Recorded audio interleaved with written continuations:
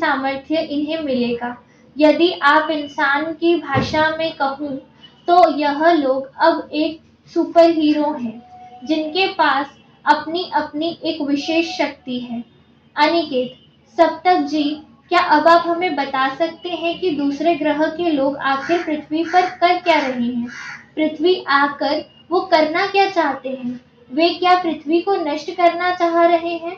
और मानव जाति पर किस प्रकार का संकट मंडरा रहा है? सप्तक, इस बात की जानकारी मैं तुम्हें नहीं दूंगा। यह जानकारी तुम्हें स्वयं जुटानी होगी। इसके लिए तुम्हें एक छोटा युद्ध करना होगा। इस युद्ध के माध्यम से तुम अपनी शक्तियों को परख भी सकते हो और अपनी क्षमताओं को भी तुम्हें ज्ञान हो जाएगा। रोनी, छोटा युद्ध? पर किससे? सप्तक, उन लोगों से जो दूसरे ग्रह से आए थे और अन्य गांवों में जाकर लोगों को अपने वश में कर रहे हैं।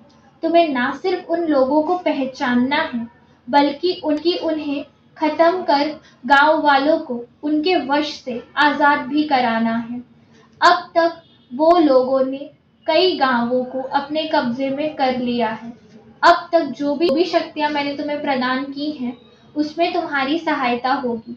गांव वालों को बचाने के दौरान ही तुम्हें अपने शक्तियों का एहसास होगा। तुम्हें उन लोगों से युद्ध भी करना पड़ सकता है। तुषार, क्या इस युद्ध से गांव वालों को कोई हानि होगी? सप्तक, हो सकता है, परंतु यह तय तुम्हें करना है कि युद्ध कैसे किया जाए कि किसी भी प्रकार से गांव वालों को कम से कम नुकसान पहुंचे। एक बात और, मैं उन लोगों की शक्तियां और बल को नहीं जानता। इस कारण से मैं यह नहीं कह सकता कि तुम लोगों का शत्रु क्या कर सकता है और क्या कर रहा है और कितना शक्तिशाली है। इसलिए तुम लोगों को स्वयं ही युद्ध के दौरान शत्रु को समाप्त करने के लिए निर्णय लेने होंगे। सप्तक, अब तुम लोगों को गांव में जाना होगा जहां तुम्हारा दुश्मन ग्रामीणों के जीवन के साथ खिलवाड़ कर रहा है।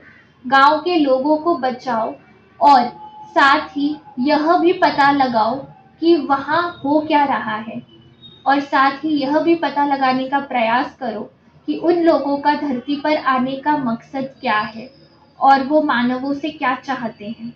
सप्तक की बात सुनने के बाद सभी लोग वहां से अलग अलग दिशाओं की ओर रवाना हो जाते हैं। धरती पर जहां प्रणीता, रोनी, अनिकेत, तुषार और यश एक युद्ध के लिए तैयार हो चुके थे, वहीं धरती से बहुत